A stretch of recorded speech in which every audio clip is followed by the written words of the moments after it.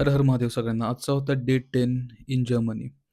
तर आवरलं पहिलं, चेक केलं की इंडियात किती वाजलेत? 3 वाजलेले, इकडं 11 वाजलेले. नाश्त्यासाठी दूध आणि कॉर्नफ्लेक्स होते.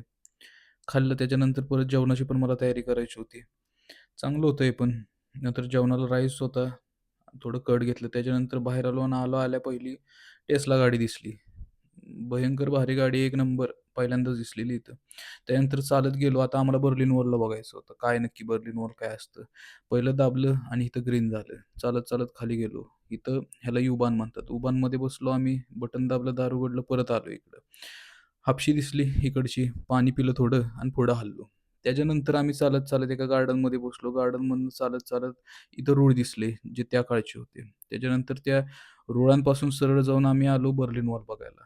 तर ही ग्रीनसाठी वाट बघत होतो. इथं थांबलो. पण लांबनं बर्लिन वॉल दिसली. नंतर इथं बर्लिन वॉलच्या